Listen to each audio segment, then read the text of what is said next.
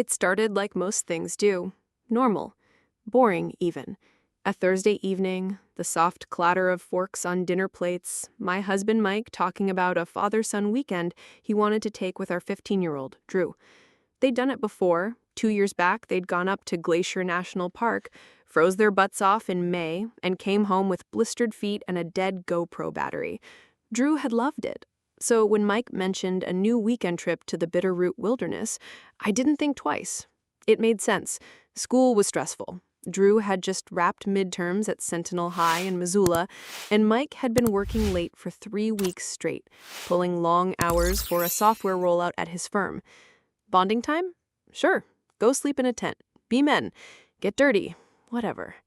They left Friday afternoon, packed the Subaru Forester with a tent, 2 sleeping bags, and a cooler I filled with sandwiches and extra Gatorade. I kissed Drew on the forehead before he ducked into the passenger seat, and Mike gave me a sideways grin and said, "Don't burn the house down without us." They pulled away at 3:47 p.m. I remember that exact time because I kixted my sister right after. Boys gone, girls' weekend starts now. She sent back a gif of Moira Rose raising a martini. And for about 36 hours, that's all it was. Normal. Until Sunday evening. They came back later than expected, around 8:20 p.m. The Subaru dusted over from gravel roads. Drew slumped in his seat, earbuds in, barely lifting his head to say hi. I opened the garage door expecting stories, photos, something. But Mike just said, "It was good," and dumped a bag of half-used supplies in the laundry room without looking at me. I asked how the weather was. Cold at night. I asked if they saw any elk. Couple. Drew slipped upstairs without dinner and didn't say a word about the trip. And Mike, he didn't look tired. He looked wired. Like he'd spent the weekend driving, not hiking. Like something was still spinning in his head and wouldn't land.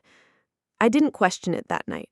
I washed a pot, wiped down the kitchen counter, folded 2 sweaters from the laundry pile. But something itched at the back of my neck. Not fear, not even suspicion, just a kind of weightless pause, like my brain waiting for the other shoe to drop. The next morning, while Mike showered and Drew headed off to school, I made coffee and sat at the kitchen table with my laptop. I opened my email. I opened Facebook. Then, without really planning to, I opened the Subaru app we both used, the one that tracked the vehicle's service reminders, tire pressure, and GPS activity. I hadn't touched it in months. I only remembered it because Mike had used it once to prove I took a wrong turn on our trip to Coeur d'Alene. At the time, we'd laughed. That morning, I wasn't laughing. I clicked into the trip history. Expected to see Missoula to the Bitterroot Mountains, a clean line southwest, straight out toward Darby or maybe up toward Trapper Peak. That's not what I saw. Instead, I saw a route northeast, out of Missoula, past Bonner, past Clinton, then a sharp veer north onto I-90, all the way up to Helena, then a stop, then more driving. Another long pause in a residential neighborhood east of Bob Roberts Golf Course, then another route logged, up past Lincoln Road, then nothing. Back to Missoula Sunday night. No forest trailheads, no ranger stations, no campsite coordinates. They'd never gone near the Bitterroot Range. I stared at the map for almost 5 minutes. Then I opened a new tab and typed camping areas near Helena, MT. Plenty popped up, but not one was close to the stops logged in the GPS. I checked the weather history next. Friday through Sunday, Helena had been overcast with mild winds, no rain, no snow, no reason they couldn't have camped there. So why lie? At 7:48 a.m., Mike walked into the kitchen in a towel and asked if I'd seen his blue polo. I said no. He kissed my cheek and left the room. I didn't look up from my screen. By 8:15, I had copied the GPS logs, screenshots and all, into a folder on my desktop. By 8:30, I had made a second copy and sent it to my private Gmail account. At 9 a.m., I called out of work and told them I had a family matter to deal with. Because whatever Mike had done that weekend, it wasn't camping. And whatever Drew had seen, it was big enough to shut him down completely. I wasn't going to wait for either of them to crack. I was going to find out myself. I didn't say anything that day. Not to Mike, not to Drew. I went through the motions, made coffee, answered work emails, even folded the sleeping bags Mike had dumped in the laundry room. I opened the cooler, 3 sandwiches, untouched, 2 Gatorades still sealed. I checked the tent bag. It hadn't been unrolled. There was a thin layer of sand on one side, like it had been placed on the ground for show, then packed up again. At dinner, Drew barely spoke. He stabbed his chicken twice, said he wasn't hungry, then headed back upstairs. Mike said the trip had been a little more driving than expected. I asked what campground they stayed at. He said they didn't make it to the trailhead. He said there was construction. I nodded like it made sense. I didn't ask again. I let him fill in his own blanks. Later that night, while he watched a game in the den, I opened his laptop. I had the password. We shared it for years. I wasn't even sure what I was looking for. But the first thing I opened was his photos folder. Nothing new. No recent uploads. No camera roll activity. The last folder was from a business trip to Seattle in January. Then I checked his email. I didn't read every message. I searched keywords. Helena. Camping. Hotel. Nothing obvious came up. But in the sent folder, there was one message that made me stop. Subject line. Coming through this weekend. Sent to Adrienne. Message. He's ready. I'll call before we pull in. There was no reply. No context. But the name hit me like a cold wind. Adrienne. Not a name I knew. Not a friend. Not a coworker he had ever mentioned. I checked his contacts. There she was. Adrienne R. No last name spelled out. Just an email and a number with a Helena area code. I closed the laptop and walked out of the room. My hands felt heavy. My feet numb. For the next 2 days, I watched Drew. Closely. He didn't act traumatized. Just distant. He didn't want to talk, didn't play Xbox, didn't go out. He sat in his room, earbuds in, watching videos, texting. I knocked once, asked if he wanted to go grab tacos. He said maybe tomorrow. On the 3rd day, I cleaned out the back seat of the car. I told Mike I was going to run it through the wash. He didn't even look up. In the pocket behind the passenger seat, I found a folded piece of notebook paper. Crumpled. Written in handwriting I didn't recognize. It said, "She looks just like you." That was all it said. Just one line. It wasn't signed. The paper was worn like it had been folded and unfolded more than once. I stared at it until my hand started to shake. I called my sister that afternoon. I didn't tell her everything, just enough to hear another voice say what I already knew. This wasn't nothing. This wasn't a misunderstanding. This was a cover-up. And it had something to do with someone named Adrienne. I called the number from Mike's email. A woman answered. Calm voice, not surprised, just said, "Hello?" I didn't speak. She said it again. "Hello?" I hung up. I didn't know what I'd expected. Denial? Shock? Instead, it was like she knew someone would call eventually. And I had a terrible, sharp feeling that the message, "He's ready," hadn't just meant Drew was ready to meet someone. It meant he was old enough. Old enough to learn something Mike had kept hidden from both of us. And I wasn't going to let him keep hiding it for long. The next morning, I told Mike I had to run errands and left just after 9. I didn't go to the store. I drove. East, then north, merging onto I-90, the same route that had shown up in the Subaru's GPS log. I hadn't told anyone where I was going. I hadn't written it down or printed a map, but I had the address, the one buried in the contact info of Adrienne's entry on Mike's laptop. I memorized it before I erased the trail. 415 Willow Street, east side of Helena. It was a 3-hour drive. The road cut through stretches of pines and sharp-edged mountain light, but my stomach stayed tight the entire way. I rehearsed scenarios in my head. what I'd say if she opened the door, what I'd say if she didn't. I wasn't even sure what I wanted. Confirmation, confrontation, an end to the guessing. But deep down, I knew this wasn't going to be simple. No one hides a full weekend in another town, no one fakes a camping trip unless they're protecting something big or someone. The neighborhood was quiet, not fancy. A worn grid of two-lane streets and older homes with small porches and chain-link fences. The house was one story, pale yellow with navy shutters. The mailbox had peeling numbers. There was a plastic scooter in the yard and a potted fern near the door that looked like it hadn't been watered in weeks. I parked half a block away and sat in the car. I wasn't sure if I was going to get out, but I didn't need to, because a minute later, the front door opened. Drew walked out. He wasn't wearing a coat, just a hoodie, sleeves pushed up, phone in hand. He sat down on the steps and stared at the ground like he was waiting. After a few seconds, the door opened again, and a girl came out behind him. She looked about 13. Same dark hair, same chin. She handed him something, a bracelet or maybe a string with beads. He took it, smiled, said something I couldn't hear. She smiled back. I froze. I didn't move. I didn't breathe. The girl wasn't Adrian. She was too young, but she wasn't a friend. And the way she looked at him, familiar, easy, this wasn't a one-time meeting. Then Adrian appeared. She stepped onto the porch behind the girl, said something, and both kids stood up. The girl went inside.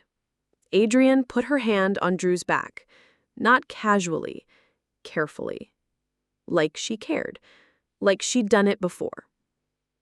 I waited until the door closed. Then I started the car and left. I didn't stop until I reached a rest station 10 miles outside of town. I pulled over, turned off the engine, and sat in silence. Mike had taken Drew to meet his daughter, a daughter I had never known about, a daughter he had never told Drew about either, until now. And that meant this had been going on for a long time. This wasn't a new development. This wasn't a reunion. This was a second life. By the time I pulled into the driveway, it was nearly dark. The porch light was on. Mike's car was in its usual place, and inside, the kitchen window glowed warm like nothing was wrong. From the outside, my house looked unchanged, but my body felt like it belonged to someone else, like I'd gone into Helena wearing one skin and was coming back in another. I wasn't shaking, and I wasn't crying. I was simply aware of how quiet betrayal could be, how little noise it made, how much space it took up once you saw it. Mike was in the kitchen rinsing a bowl. He glanced up as I came in. "Hey," he said, casually. "Where'd you end up going?" I didn't answer. I walked past him and set my keys on the counter. He kept rinsing, like I hadn't just broken the rhythm of our entire marriage by saying nothing. Then, finally, I asked, "How long have you known Adrian?" The faucet stayed on a second too long before he turned it off. He didn't look up. "Why?" I waited. He put the bowl on the rack and dried his hands slowly, methodically, like he needed every second to build a story. "I knew her before we met," he said finally. "A long time ago. It wasn't serious." "You had a child with her." He didn't flinch, but his eyes shifted. Too steady. Too still. "You went to Helena," I said, voice flat. "Not the Bitterroot. You stayed at her house. You introduced Drew to his half-sister, and you lied to both of us about it." Still, he said nothing. "How long have you known about her?" "A while." "How long?" He didn't answer. "Mike." "Since before Drew was born." That hit harder than anything else he could have said. Not because it surprised me, but because of what it meant. He had built our entire family, our entire marriage, on the quiet knowledge that there was another child, a secret one, a daughter growing up in another city with another woman, and he had chosen not to tell me. Not when we got engaged, not when Drew was born, not during any birthday, holiday, or school year that passed between us. Why now? I asked. Why bring Drew there now? He looked away. She asked to meet him. I felt the words as if they physically crossed the room and pushed against me. So that was enough for you to suddenly introduce them behind my back? She's his sister. You don't get to use that word after hiding her for 15 years. I didn't want to blow up everything, he said, voice tightening. I thought I could manage it. Manage it? I repeated, quietly. You weren't managing anything, you were lying. You were living one life and pretending it didn't affect the other. She's a good kid. And Drew, he should know her. I should have done it earlier. You don't get credit for showing up 15 years late. He stood still, arms crossed, saying nothing. I stared at him. I looked at the man I thought I'd known since college, and I saw someone else entirely. A man capable of letting two children grow apart on purpose. A man who built a secret into his son's life and then revealed it without warning, without context, without me. The worst part wasn't that he lied. It was that he'd brought Drew into it without preparing him. He hadn't protected him. He dragged him into his shame and called it connection. I turned and walked out of the room. I didn't slam the door. I didn't yell. But something in the house shifted that night, like a wall quietly moved inward, like the foundation took on a new weight. And I knew then that nothing would go back to how it had been. Not our marriage, not our family, not even the truth. Drew came downstairs the next morning before either of us had spoken. I was already at the kitchen table nursing a second cup of lukewarm coffee. He didn't ask where Mike was, and I didn't volunteer it. Mike had taken a run earlier and hadn't come back in yet. I think we both preferred it that way. Drew didn't say good morning. He poured cereal like it was any other Thursday, sat across from me in the same chair he always did, only this time he didn't put in his earbuds. I waited a few minutes, let the silence stretch without snapping. Then I asked, "Did you like meeting her?" He didn't lift his eyes, but I saw the twitch of recognition across his face. "She was nice," he said, after a pause. "Did you know who she was?" He shrugged, but not the kind of shrug kids use to dismiss something. It was more like his body giving in to the fact that he'd been carrying more than he should have. Not until we got there. "What did your dad tell you?" He crunched a spoonful of cereal, chewed slowly. Then he said it was a surprise, that we were just visiting someone from work. I didn't know until she opened the door. I watched him carefully. "What did he say when she came out?" He just said her name, Adrienne. Then she called him Mike and said, "Is this him?" He looked down into the bowl. That's when I kind of got it. "You figured it out on your own?" He nodded. "He looked like me," he said. "A little. In the face, I mean." "Did you talk to her?" He nodded again. "We sat on the porch. She asked about school. She showed me a necklace she made. Said she wanted to meet me since she found out we were the same age." That stuck with me. Same age. So she was born not long before or after Drew. I didn't ask him to confirm the math. I didn't want to put that together right then. "Were you mad?" I asked. He didn't answer immediately. Then he looked at me. His eyes weren't angry, just tired. I didn't know I was supposed to be. I let that hang between us, then said, "You were supposed to be told. That's all." He nodded once. He wasn't scared or withdrawn anymore. He just seemed unsure of where he stood, like he'd been dropped in the middle of a map with no legend. "I'm sorry you weren't told sooner. I said. He didn't answer, but his shoulders relaxed slightly. What happens now? He asked after a while. That depends on a lot of things, I said truthfully. But whatever happens, you're not going to be put in the middle again. Not by me. He nodded, pushed his bowl forward. Then he stood up and left the room. I sat still, trying to absorb the shape of it all, how the truth had landed softer than I feared, but deeper than I wanted. Drew hadn't reacted with anger or confusion because he'd adapted faster than we had. Kids do that. They accept things faster than adults, not because they understand them better, but because they don't carry the same decades of expectation and guilt. He had accepted that he had a sister before he had a chance to resent it, and now we were the ones playing catch-up. Mike didn't speak about it for another 2 days. Then, during a late-night conversation neither of us wanted to have, he admitted that Adrienne had reached out a year ago, that he hadn't seen her since the child was a baby, and that it had taken him months to even believe the girl was his. She'd done a test, sent the results, and instead of telling me, he responded quietly, then slowly built a kind of separate relationship. Quiet phone calls, a couple weekend visits while he was away for work. I asked him if he loved her. He said he didn't know. And I believed him. Because this wasn't about romance. It wasn't even about regret. It was about shame. The kind of shame that hardens over time and gets buried under job promotions and Little League and matching Christmas pajamas, until one day it rises to the surface because there's nowhere left for it to hide.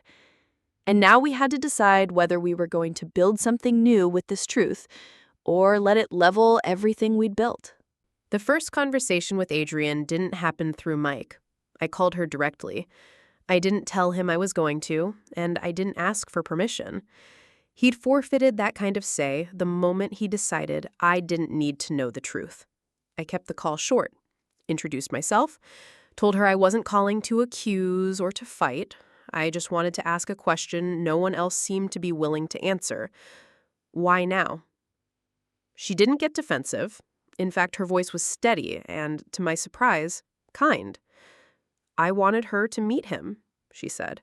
I thought she deserved that. He didn't have to bring him, but he did. She didn't even know about him, did she? Not until last year. And Mike? He showed up once, then again. I didn't ask for anything. There was no edge in her tone, no malice. It was the voice of someone who'd stopped expecting anything long ago. She wasn't trying to wedge herself into our life. She was simply responding to the consequences of the one we'd already built on sand. I'm not going to stop Drew from having a relationship with her, I said. But it's going to be on our terms now. Not Mike's. Not secret weekend trips. Not lies. If there's going to be anything going forward, it has to be open. And it has to be stable. I understand, she said. She's not the one who did anything wrong. I know. I thanked her and hung up. It was one of the most civil conversations I'd had since the truth came out, and it left me more grounded than angry. It also made something painfully clear. Adrienne hadn't blown up our lives. Mike had, because she had moved on, raised her child, and stayed away. She hadn't pushed to be known. He had chosen silence. He had let years pass. And only now, when it was impossible to ignore, had he acted, not bravely, but recklessly. The following week, I sat down with Drew again. I told him everything. Not the details of Mike and Adrienne's history. That wasn't my story to tell. But enough. Enough for him to know this wasn't new, that it had been kept from him for most of his life. I told him the way it was handled wasn't fair to him or to her, and that he had every right to feel confused, angry, or nothing at all. He asked if he could still talk to her. I said yes. But I also told him I needed some time apart from Mike. That was the part that felt like pulling a pin from a grenade and holding your breath for what came next. He didn't look surprised, just asked, "Are you okay?" I told him I was figuring it out. Mike moved into a rental 2 neighborhoods over. It wasn't dramatic. No yelling, no slammed doors. We told Drew it was temporary, that we needed time to breathe and make sense of things. And to his credit, Mike didn't argue. He didn't beg or make speeches. He packed a duffel bag and left his house key on the counter. I stood in the doorway and watched him walk to the car. "I'm sorry," he said, but I'd already heard all I needed. The days that followed were strangely quiet. Not sad, not angry, just still. Drew settled into a new rhythm. He texted with his sister once, maybe twice a week. They hadn't seen each other yet. That would come in time. I didn't press it. I wanted it to be real, not something to fix what had broken between his parents. And me, I started cleaning the house more than necessary, organizing drawers, donating clothes, moving through the silence like it owed me something. But eventually, the movement gave way to stillness, and in that stillness, I found a strange kind of clarity. Because for the first time in years, I wasn't moving around someone else's lies. I was standing in the truth, and that was something I could finally build from. Mike didn't come back. Not after a week, not after a month. At first, it felt temporary, like a trial separation, not a fracture. But then time passed. Seasons shifted. He came by to see Drew every other weekend, sometimes taking him to a movie, sometimes just going for a walk. It was cordial. Sometimes Drew came back quieter, sometimes he didn't say much at all, but he always returned. That was what mattered. We never sat down to define what we were now, not Mike and me. There were no labels, no therapy, no long emotional conversations about where we went wrong. There didn't need to be. The facts were plain. The damage was quiet and permanent. And I wasn't interested in rebuilding the version of us that could live with that kind of silence. Instead, I rebuilt something else. A home that didn't feel like a holding place for other people's secrets. A space where Drew could ask questions when he was ready, and not be told to wait for answers that would never come. We talked more now. Not constantly, not artificially, but honestly. Sometimes he asked about Adrian. Sometimes he asked about the girl, whose name I learned was Claire. I answered when I could. When I couldn't, I told him so. And when he asked if she could come visit sometime, I said yes. That visit took place on a Saturday in early fall. The air was sharp, the leaves brittle. Claire stepped onto our front porch like someone entering a museum, cautious, wide-eyed. Drew met her halfway. They stood under the porch light, both unsure for a beat, then laughed at something neither of them explained. I gave them space, ordered pizza, set out paper cups. I didn't overcompensate. I just let it be normal. Mike dropped her off, then left. He didn't come inside. That felt right. The 3 of us sat in the living room, the 2 kids leaning over a game of Uno. Claire played ruthlessly. Drew kept trying to gang up on her, then gave up and let her win. I watched the whole thing from the kitchen, not hovering, just listening. There was laughter, real laughter. No tension, no apology. Just 2 kids, almost siblings, figuring it out without the weight their parents had failed to carry. After she left, Drew didn't say much. But as he got ready for bed, he looked at me from the hallway and said, "Thanks." I nodded. That night, I didn't cry. I didn't sit in the dark with wine and a list of what-ifs. I went to bed early. I slept. Because betrayal doesn't end your life. It doesn't even change the truth of who you are. It just clears the fog. It strips away the layers of someone else's choices until you're left with only what you chose to do in response. I hadn't chosen silence. I hadn't chosen secrets. I had chosen the light. And no matter what came next, I could live with that.